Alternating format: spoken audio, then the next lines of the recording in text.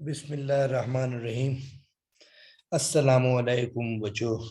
आज हम अपने 8th वीडियो में थोड़े से एमसीक्यूज हैं क्लासिफिकेशन ऑफ वायरस जो हमने लास्ट डिस्कस किया था, उसके एमसीक्यूज हम डिस्कस करेंगे। अच्छा, हम पहला एमसीक्यू ये है कि हमने कहा है कि कौन सा वाला वायरस जो है रॉड शेप्ड होता है। फॉलोइंग जो वायरसेस दिए हैं उनमें से कौन सा रॉड शेप होता है। तो हमें पता है कि वायरसेस की हमने शेप जो की थी, रॉड शेप भी की थी, स्फेरिकल भी की थी, और टेडपोल जो कि हमने कहा था फ्रॉग के लार्वे की तरह होती है वो भी की थी। ये 3 शेप हमने डिस्कस की थी। तो जो टोबैको मोज़ेक वायरस है, ये टोबैको का होता है। टोबैको के लीफ को, तंबाकू के जो लीफ होता है उसको ये इन्फेक्ट करता है, उसको डैमेज कर देता है। इसको टोबैको मोज़ेक वायरस कहते हैं। ये आंसर, ये रॉड शेप होता है वायरस, ये इसलिए ए आंसर सही है इसमें।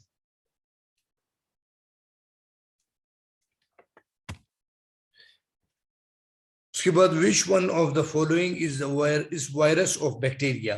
हमने इसमें ये पूछा है कि इन जो दिए हुए हैं वायरसेस के नाम, इनमें से कौन सा बैक्टीरिया का वायरस है। हमने कहा था ना आप लोगों को कि वायरसेस में ये क्वालिटी नहीं होती, अल्लाह ताला ने उनमें ये खुशियत नहीं दी हुई कि वो बाहर मल्टीप्लाई कर सके, ना वो मेटाबॉलिज्म कर सकते हैं।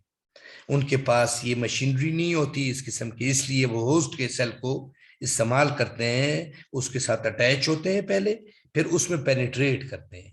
मिसाल के तौर पर प्लांट का भी हो सकता है वायरस, वो प्लांट के सेल के अंदर अटैच होगा, फिर पेनिट्रेट करेगा, प्लांट के सेल की मशीनरी को इस्तेमाल करेगा, मल्टीप्लाई करेगा, बहुत सी कॉपीज बनाएगा अपनी, उनको बहुत सी कॉपीज कहते हैं, और फिर उसके बाद उसको बस्ट करके बाहर निकलेगा। इसी तरीके से एनिमल का वायरस एनिमल सेल के अंदर अटैच उसके साथ पहले होगा, फिर उसमें पेनिट्रेट करेगा, फिर उसकी मशीनरी को इस्तेमाल करेगा, बहुत से वायरसेस पार्टिकल बनाएगा, और फिर वो बस्ट होएगा, एनिमल सेल को बस्ट करेगा और बाहर निकलेगा और अगले नए सेल को इन्फेक्ट करेगा।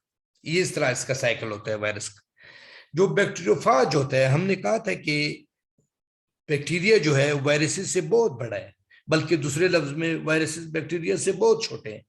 ये लाइट माइक्रोस्कोप से भी नजर नहीं आते।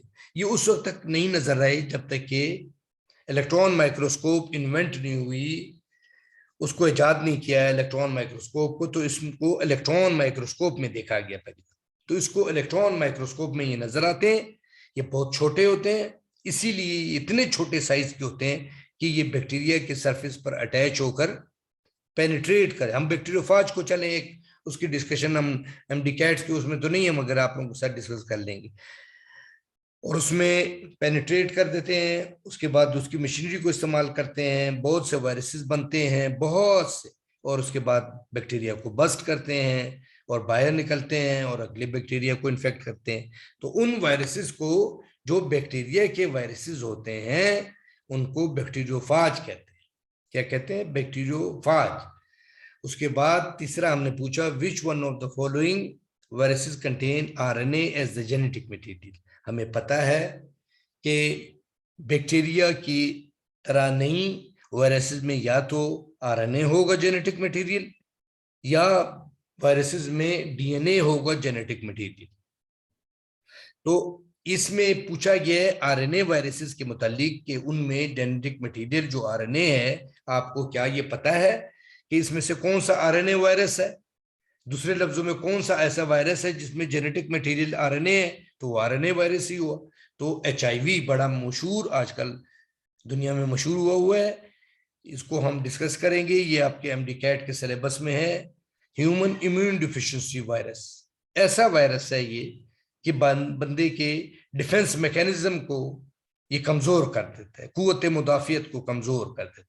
जब कुव्वत मुदाफियत कमजोर हो जाती है तो उस पर मुख्तलिफ किस्म के इन्फेक्शन होते हैं और फाइनली पेशेंट की डेथ हो जाती है।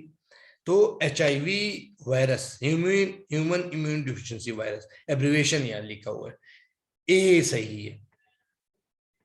Fourth, which one of the following viruses contain DNA as the genetic material.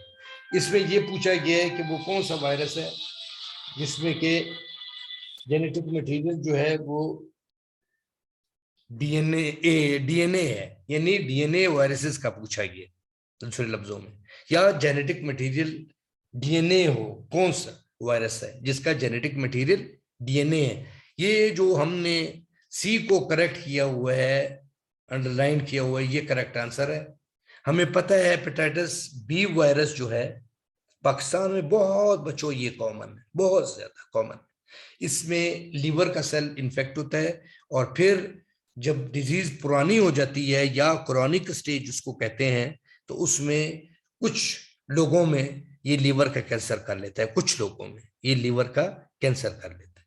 तो हेपेटाइटिस बी वायरस इसका आंसर है, ये डीएनए वायरस कहलाता है क्योंकि इसके जेनेटिक मटेरियल डीएनए होता है। आपसे ये भी पूछा जा सकता है कि डीएनए वायरसेस के नाम बताए, तो आपको पता होगा ये हेपेटाइटिस वायरस हमने कहा था ये डीएनए वायरस था। हमने 2 ही वायरसेस डीएनए के आप लोगों को बताए, तो 2 ही आरएनए के बताए, ज्यादा नहीं बताए आपको, तो आप लोगों को पता होना चाहिए। अच्छा, अब ये है, हमें ये भी पता है कि इको के कैप्सोमेर क्या चीज थी।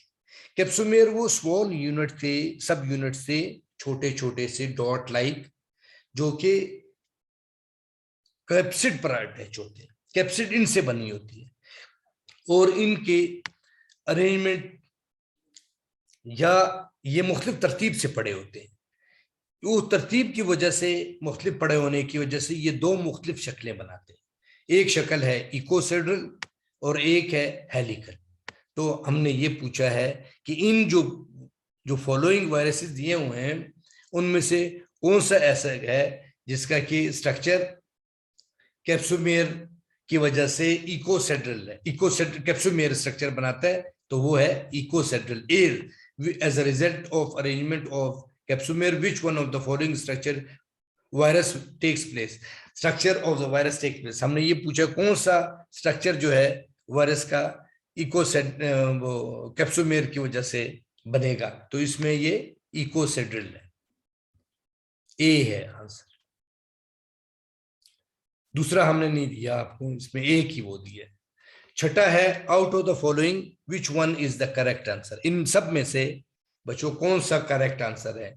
ये ए जो है ये करेक्ट है क्योंकि नॉन एनवेलेट वायरस हमने आपको बताया था ये ज्यादा स्टेबल होते हैं, या दूसरे लफ्जों में हम ये उल्टा इसको कहें कि ये नॉन एनवेलेट वायरस जो है कम स्टेबल होते हैं, हमने कहा कि मोर स्टेबल।